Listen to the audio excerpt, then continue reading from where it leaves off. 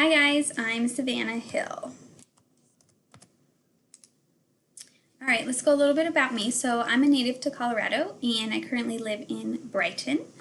I live with my fiance and our Springer Spaniel Kai, and we are currently planning our wedding for the summer of 2021, so that's been exciting. In our free time, we enjoy going on hikes, bike rides, and runs, and one of my favorite pastimes is watching hockey, so I personally cannot wait for the NHL to come back so that I can cheer on the Avalanche, and this is my 4th class in the master's program.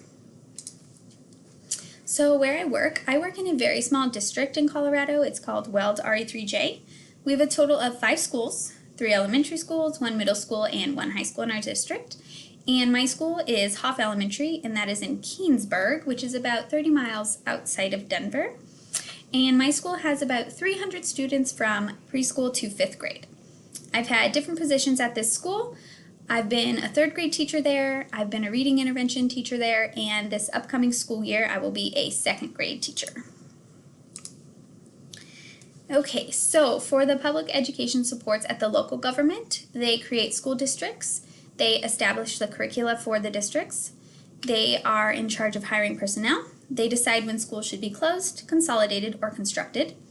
They're in charge of funding the school budgets that are not covered by the state and the federal governments, and this is usually done by collecting property taxes on houses and businesses that fall within the district.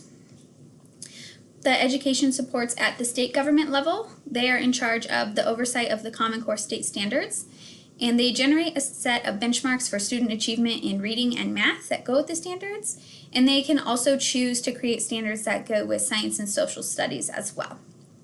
The state governments also provide for slightly less than half of schools' operating costs, and this is mostly from income and sales tax, but this also include any incomes that come from state lotteries.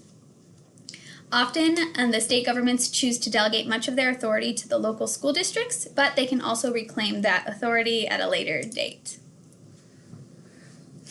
The federal government is in charge of education supports that include funding of about 10% of the school's operating costs, and this always comes with strict rules and regulations. So if schools want to use this funding from the federal government, they have to follow a set of strict rules in order to receive the full funding.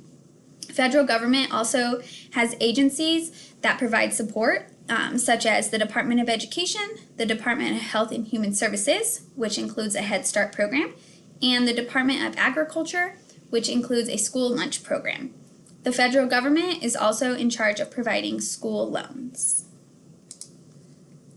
So who's in charge at each level? For the local government, they have a moderate level of control over education, so they're in the middle of the 3 branches.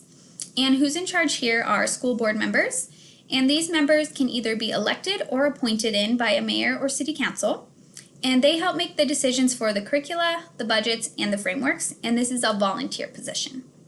Also at local government, you have superintendents in charge, and these are usually appointed by the school board, and they are in charge of the entire district, and they help run the basic daily operations, and this is a paid position within the government.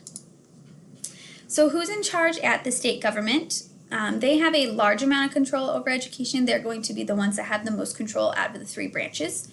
And here we have the Colorado Department of Education. And this is the State Board of Education, which is elected from each district within the state, and it is a paid position. For Colorado, we have a Commissioner of Education, and her name is Katty Anthus, and she was appointed by the State Board of Education, and she acts as the administrative arm of the Board of Education, and this is also a paid position. At the state government level, they are in charge of making benchmarks for teachers and students, and they help to make and supervise many of the state's school policies that are put into place. So who's in charge at the federal government? They have minimal control over education. They're really the lowest of the 3 levels. And here we have the Secretary of Education, who you all know is Betsy DeVoe, and she was appointed this position, and it is paid. At the federal government level, they are in charge of dispersing funding for programs and creating titles or acts for schools to follow for funding, such as the No Child Left Behind Act.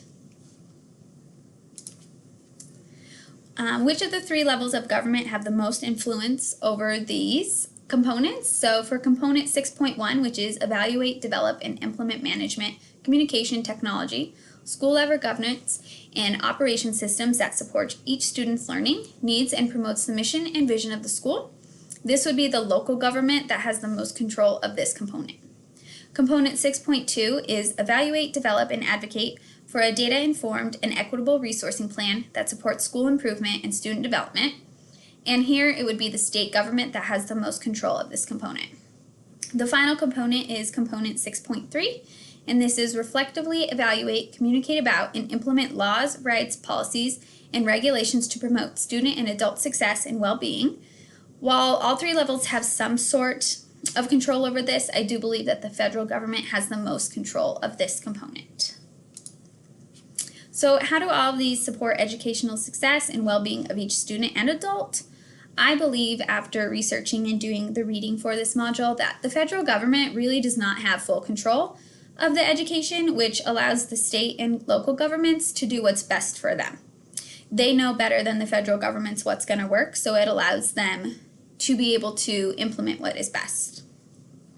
I also think that all students are given a fair chance at the best education they can get throughout all of this. And also there's flexibility at the state and local levels to change what isn't working. So it kind of goes back to the first point. If something's not working, they don't have to go through the federal government who doesn't have full control, and they can't be told, no, absolutely not, you can't do that because it's not working, we don't care. And the last point I want to make after doing all this research is that I think it's great that giving most of the power at the local level gives their students and teachers the best opportunities since they see and know what they need. This allows superintendents and the Board of Education to implement new things, fix things, change things as they see fit in order to help the success of the students and the teachers in their district. All right, thank you guys for watching.